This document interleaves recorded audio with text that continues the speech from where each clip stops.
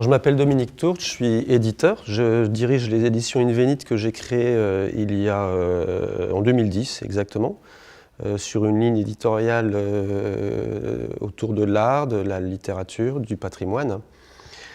Je représente, on peut dire, j'illustre d'une certaine façon une vitalité nouvelle de ces dernières années sur la filière du livre, sur le champ de l'édition en tout cas pour ce qui me concerne, mais en région Nord-Pas-de-Calais puis maintenant Hauts-de-France. Et c'est à ce titre aussi que je préside une plateforme interprofessionnelle, la PIL, plateforme interprofessionnelle du livre en région Hauts-de-France maintenant encore une fois, qui est une fédération d'associations qui a vu l'agglomération de 3 associations qui existaient précédemment. L'association des libraires indépendants en région, l'association des éditeurs en région et une nouvelle association qui s'est créée pour la circonstance de cette plateforme qui est le réseau des événementiels littéraires. Voilà. Et tout ça s'inscrit dans une dynamique qui a été instillé, initié par l'engagement nouveau des pouvoirs publics à partir de l'année 2013, qui a regardé un peu attentivement le travail du livre, l'écosystème, l'économie du livre en région, sur les recommandations du Césaire, et qui a fait exister quelque chose qui n'existait absolument pas jusqu'alors dans notre région, qui était des aides directes à l'édition et à la librairie. Il faut dire qu'on est dans une région assez particulière qui, on a beaucoup entendu aujourd'hui, et en général on parle beaucoup du spectacle vivant ou des musées en région Nord-Pas-de-Calais ou Hauts-de-France, beaucoup moins du livre. Il y a, je ne sais pas, il y a quelque chose qui tient à l'histoire, je ne m'explique pas précisément, mais c'est vrai qu'on a... Peut-être aussi parce qu'on se dit que c'est un secteur par nature privé, en tout cas à l'origine. Alors c'est ça, sans doute. Puis bon, il n'y a rien de spectaculaire dans le livre. Hein, voilà, il n'y a rien de spectaculaire. Sur l'intime, sur le personnel. Et voilà, sur la relation directe du lecteur au livre. Et c'est vrai que voilà, il y avait une espèce de carence là sur le livre qui a été corrigée fort heureusement ces dernières années. Et qui du coup a déclenché une dynamique assez chouette, qui est vraiment, on peut le dire, assez unique en France en fait. Hein. On est assez remarqué sur ces questions-là, puisqu'elles ne procèdent pas d'institutions installées comme les centres régionaux des lettres et du livre, mais plutôt de la profession directement.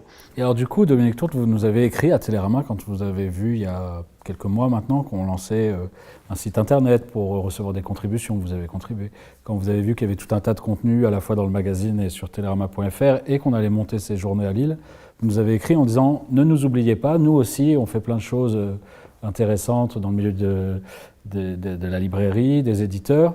Et vous nous avez dit « On a une vivacité, une vigueur particulière en région Hauts-de-France ». Mais c'est quoi cette vigueur et qu'est-ce qu'il y a de particulier ici pour moi qui suis parisien et qui ne suis pas au courant de ce qui se trame ici?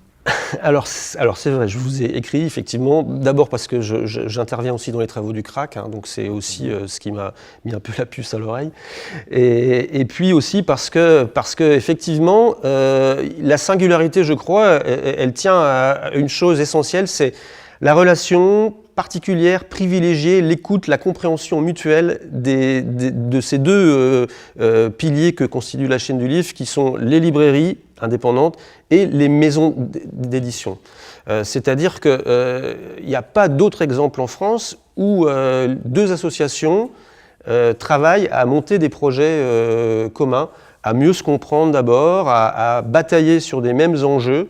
Je pense à des questions un peu techniques effectivement, mais sur la question des marchés publics du livre par exemple, sur la question des tarifs postaux, enfin autant de choses qui impactent très très fortement nos activités et sur lesquelles on se retrouve tous et on monte tous au front. On est habitué au front ici. Hein. Il y a une dimension, une dimension combattante et de terrain. Ça joue vraiment ou c'est... Je le dis, on l'a beaucoup entendu ces dernières années, bien sûr, mais non, mais c'est vrai que la dimension de combat dans le sens large du terme, on y est tout de même un peu habitué, quoi. On a beaucoup entendu aujourd'hui dans les débats, vous avez raison, plutôt d'acteurs qui viennent du spectacle vivant, dans plein de dimensions. On a parlé pas mal de hip-hop aussi ce matin, et pas seulement de théâtre ou de danse classique. Mais on a beaucoup entendu ces gens, et cet après-midi encore, nous parler de difficulté à aller chercher de nouveaux publics, à tendre la main, à faire comprendre que la culture pouvait être pour tous, voilà, qu'il fallait ouvrir grand le spectre et dire aux gens, mais si, il y a quelque chose pour vous. Vous qui travaillez dans le domaine du livre, de l'écrit, comment vous y prenez-vous pour faire passer ce message? Comment on dit à une personne qui ne va pas rentrer dans une librairie, qui ne va pas s'intéresser aux médias d'éditeurs, si tu devrais venir et il y a quelque chose pour toi? Comment on s'y prend pour faire passer ce message? Alors je prendrai deux grands exemples là, qui sont deux actions, l'une qui existe déjà depuis 3 ans, 4 ans je crois, qui est un festival, un événement que l'on organise pendant un mois, au mois de mars, un peu en préambule au Salon du Livre de Paris, et puis ça continue un peu derrière, qui a pris un nouveau nom, qui va prendre un nouveau nom cette année, qui va donc s'appeler le Haut les Livres, Hauts-de-France, voilà, Haut les Livres, qui est en fait un événement